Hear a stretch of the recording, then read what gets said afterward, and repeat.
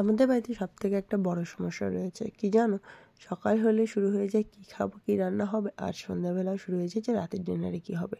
যাই হোক, রাতের রান্নাটা বসিয়ে দেবো, অনেক রাত হয়ে যাচ্ছে বলে। তো আজকে হচ্ছে আমরা খাবো পেঁয়াজ কলি দিয়ে আলু ভাজা সঙ্গে রুটি।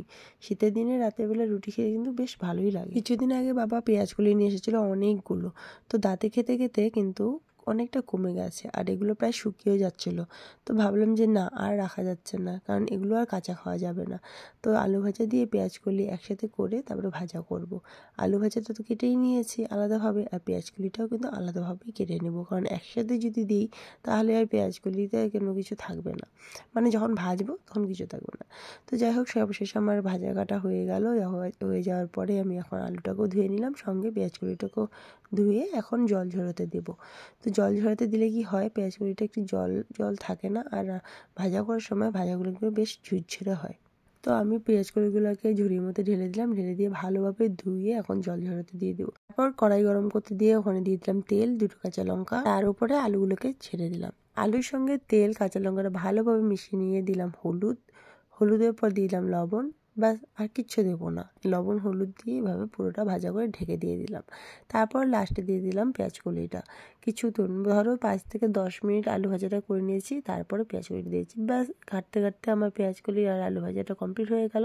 দেখো, পেঁয়াজ কলিটা কিন্তু একটুও পোড়া লাগেনি, আর আলু ভাজাটাও কিন্তু বেশ ভালোভাবে হয়ে গেছে। কিন্তু হ্যাঁ, তোমরা যদি এটা একসঙ্গে দিতে তাহলে কিন্তু পেঁয়াজ কলিটা একদমই ঝিমিয়ে যেত। আমার কিন্তু এই রেসিপিটা খেতে কিন্তু দারুণ লাগে। তোমরা কারা কারা ভালোবাসো তোমরা কিন্তু কমেন্ট করে জানাও। এরপর চলে আসলাম আমি রুটির আয়োজন করতে। রুটি করার জন্য আটাটা কিন্তু খুব ভালোভাবে আগেই ম্যারিনেট করে রেখে দিয়েছিলাম, প্রায় আধা ঘন্টা ধরো। তো আর প্রথমে আটাটাই মেখে রেখেছি, তারপরে সেটাকে ঢাকা দিয়ে রেখে দিয়েছিলাম নরম হয়ে যাওয়ার জন্য। দেখো কতটা সফট, কতটা নরম তুলতুলে হয়েছে, নাড়তে কিন্তু আমার ভালোই লাগছে। আর এবারে আটাটা কিন্তু খুবই ভালো আছে। হ্যাঁ, এটা কিন্তু রেশনের আটা। রেশনের আটাটা এবার এতটাই ভালো দিয়েছে যে তোমাদের খোলা কেনা আটা বা প্যাকেটের আটা নেওয়ার কোনো দরকারই পড়ে না।